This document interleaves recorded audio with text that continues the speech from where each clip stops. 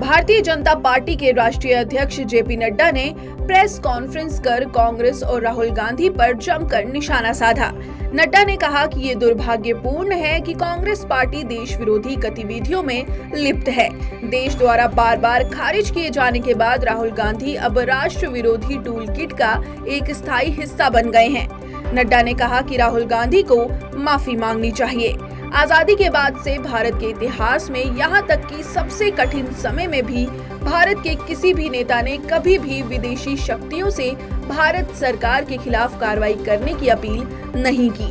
स्वतंत्र भारत के इतिहास में ये एक बहुत ही गंभीर मामला है। साथ ही नड्डा ने कहा कि मैं राहुल गांधी से पूछना चाहता हूं कि यूरोप और अमेरिका से भारत के घरेलू मामलों में दखल देने का आग्रह करने के पीछे उनकी क्या मंशा है। केंद्रीय गृह मंत्रालय ने केंद्रीय औद्योगिक सुरक्षा बल यानी सीआईएसएफ में खाली पदों पर पूर्व अग्निवीरों के लिए 10% आरक्षण की घोषणा की है।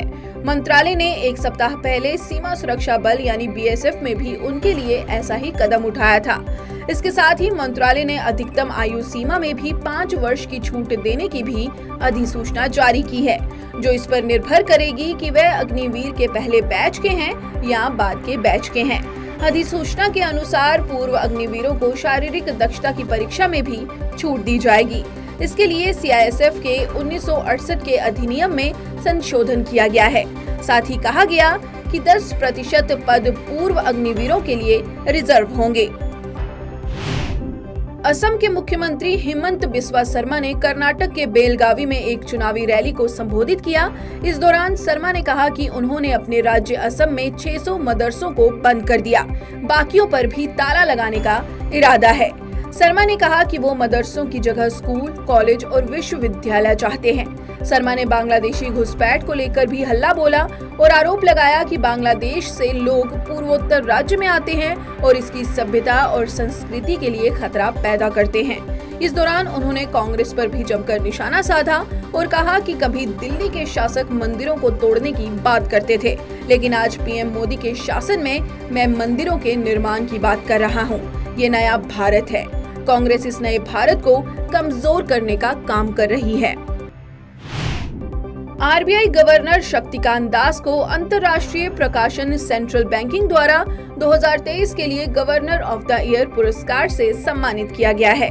बता दें कि governor of the year award 2023 पुरस्कार शक्तिकांत दास को 2 वर्ष कोरोना और फिर रूस यूक्रेन युद्ध के दौरान अर्थव्यवस्था को बेहतर तरीके से संभालने के लिए उन्हें सम्मानित किया गया है। तो वहीं प्रधानमंत्री नरेंद्र मोदी ने आरबीआई गवर्नर शक्तिकांत दास को गवर्नर ऑफ द ईयर का अवार्ड मिलने पर खुशी जताते हुए कहा कि इस प्रकार का सम्मान अंतर्राष्ट्रीय स्तर पर मिलना देश के लिए बेहद गर्व की बात है।